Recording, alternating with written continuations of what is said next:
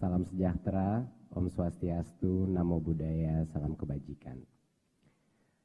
Yang terhormat bapak-bapak dan ibu-ibu yang hebat di depan saya. Dear ladies and gentlemen who are great in front of me. Nih, biar sedikit lebih efisien ya, mohon maaf. Terima kasih untuk sudah mengundang saya di sini.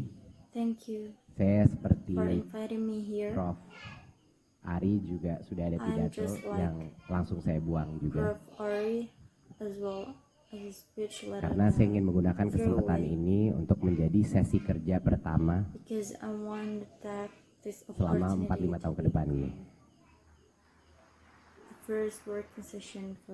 Pertama yang saya ingin ucapkan kepada Prof. Anies adalah terima kasih untuk semua dampak positif yang telah terjadi selama 5 tahun sebelumnya,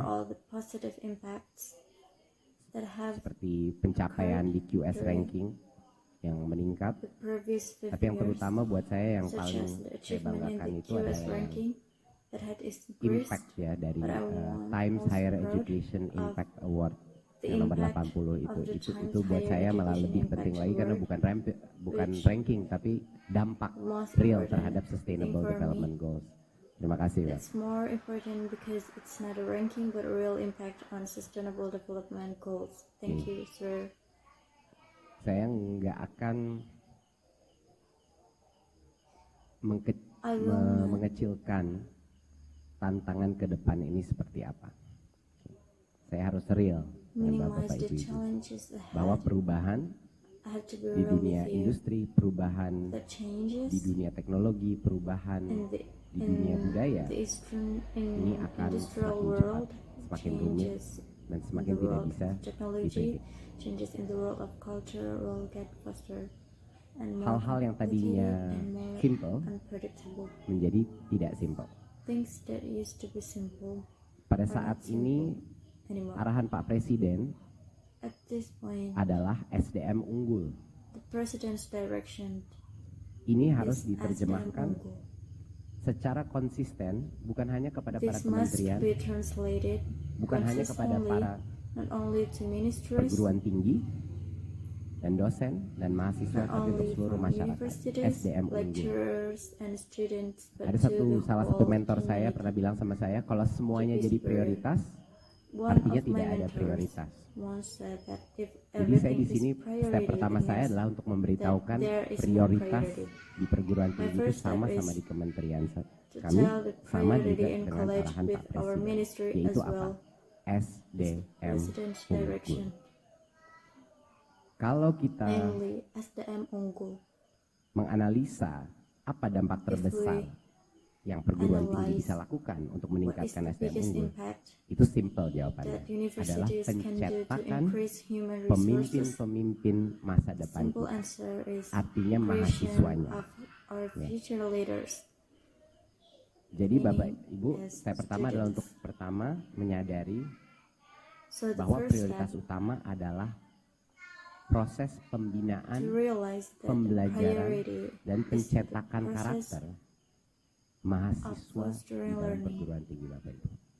Kita boleh memang tridharma, tapi untuk 5 tahun ke depan prioritas nomor 1 adalah pada saat mahasiswa itu keluar, dia bisa apa, dia sesukses apa, dan karakter dia seperti apa. Ya, saya simplify Pak prioritasnya, agar semua keputusan mengenai dari dosen, keputusan anggaran, keputusan regulasi, keputusan kelembagaan, semuanya harus difilter dari apa dampaknya ini kepada mahasiswa kita. Okay. Memang ini selama ini semuanya universitas itu dikejar untuk mengerjakan hampir 100 hal yang berbeda untuk negara ini. Tapi untuk 5 tahun ke depan mencetak pemimpin-pemimpin masa depan kita. Itu adalah prioritas. Kedua, kita memasuki suatu era di mana hal-hal yang sifatnya kemarin formal dan memberikan suatu proksi daripada kualitas yang sekarang harus kita pertanyakan. Kita memasuki era di mana gelar tidak menjamin kompetensi, Kita memasuki era di mana kelulusan tidak menjamin kesiapan berkarya dan bekerja. Kita memasuki era di mana akreditasi tidak menjamin mutu. Kita masuk kepada era di mana masuk kelas tidak menjamin belajar. Ini hal-hal yang harus segera kita sadari, harus segera kita akui. Dan kalau kita tidak bisa berbicara secara terbuka mengenai isu-isu ini, kita tidak akan bisa meningkatkan kualitas pembelajaran di dalam perguruan tinggi maupun di sekolah-sekolah lain. Ini yang harus kita challenge. Interpretasi Kementerian Pendidikan dan Kebudayaan terhadap visinya Pak Presiden adalah dua hal. Satu adalah merdeka belajar, yang kedua adalah guru penggerak. Di sini kata guru bisa disubstitusi untuk dosen penggerak. Oke, jadi sama aja, guru penggerak, dosen juga guru. Kemerdekaan belajar itu apa artinya? Kemerdekaan belajar itu artinya kemerdekaan di setiap jenjang unit pendidikan kita. Kita memasuki paradigma baru di mana pemerintah akan memilih untuk memberikan kepercayaan kepada institusi-institusi pendidikan, memilih untuk memberikan kepercayaan, memberikan kebebasan, memberikan otonomi. Tapi dalam era ini, ekspektasi saya adalah kemerdekaan itu harus turun terus. Lembaga perguruan tinggi merdeka dari berbagai macam regulasi dan birokrasi. Lalu ke bawah lagi, para pendidik dan dosen juga dimerdekakan dari birokrasi kelembagaan perguruan tinggi. Dan yang terpenting, mahasiswa diberikan kemerdekaan untuk belajar sesuai kepentingannya, sesuai kemauannya, sesuai interestnya dia. To study according their interest.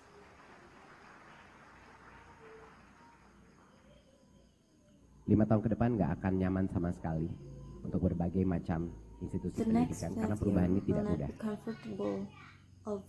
Tapi kalau kita mau perguruan tinggi kita semakin relevan dan masih bisa berdampak positif kepada mahasiswa kita pada saat keluar, kita harus melakukan perubahan ini.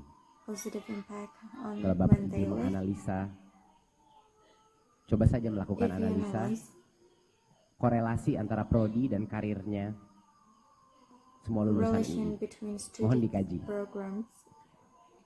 Pasti dilihat pasti saya sudah tahu jawabannya. Korelasinya itu sangat nggak jelas. Maksudnya semuanya pasti kalau dia mengambil pelajaran ini kerjaannya lain dan lain-lain. Kalau kita sudah mengetahui itu, contoh saya hubungan internasional S1 aja.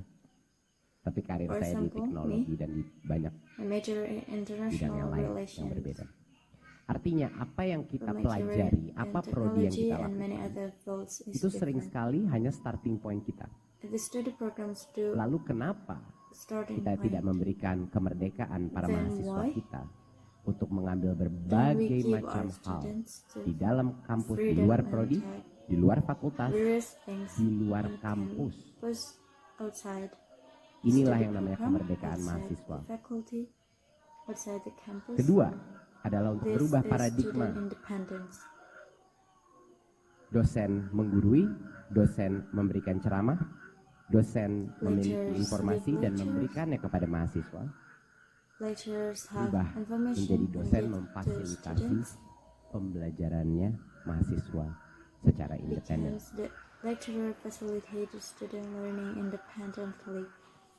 Di pidato saya mention guru penggerak. Ada juga dosen penggerak. Ciri-cirinya dosen penggerak itu hampir sama sama guru penggerak.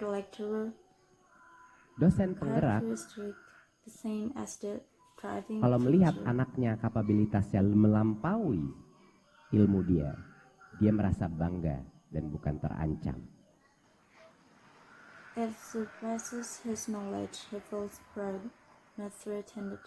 Dosen penggerak akan lebih banyak belajar dan menanyakan pertanyaan dari mahasiswanya daripada dia memberikan ceramah mengenai ilmunya. Dosen penggerak akan mencari ilmu baru secara otomatis dan akan active federal mencari lecturer orang-orang lain yang juga new tepat knowledge untuk bisa automatic meningkatkan pembelajaran and kelasnya will dan look for mahasiswa. other people who are also Dosen penggerak akan merekam ceramahnya Active sebelumnya biar nggak buang-buang will waktu di kelas, his dan agar di dalam kelas lecture, langsung dengan sesi he doesn't debat, waste diskusi time in class. maupun kerja kelompok. the class there are debate, discussion and group work session. Dosen penggerak akan mengerjakan berbagai macam proyek di Activist luar, lecturer tapi melibatkan will siswanya, work mahasiswanya kinds of agar mereka dapat projects pengalaman yang outside, real. but involve his students so they can have real experiences. Nggak semua orang pasti setuju dengan approach ini. Tapi kalau kita menanyakan diri kita Not satu everyone pertanyaan will saja, agree with this approach, but apakah if we ask ourselves with setiap just one jam question, mahasiswa di kampus UI itu relevan untuk masa depannya atau every tidak? hour Kalau a kita menanyakan student itu dalam at UI semua campus is jenis relevant aktivitas kita, for their future, saya yakin kita bukan hanya menjadi if we yang ask salah satu all yang terbaik for di Asia Tenggara, tapi activities, di panggung dunia pun UI I'm dan sure perguruan that we tinggi are not Indonesia only the best bisa menjadi East Asia, unggul di but panggung also dunia. Terima kasih. Wassalamualaikum warahmatullahi the world. wabarakatuh. UI and Kami silakan. Indonesia universities Terima kasih can kepada yang terhormat on the Bapak world stage. Nadiem Thank Makarim you. MBA, Menteri Pendidikan dan Kebudayaan Republik Indonesia.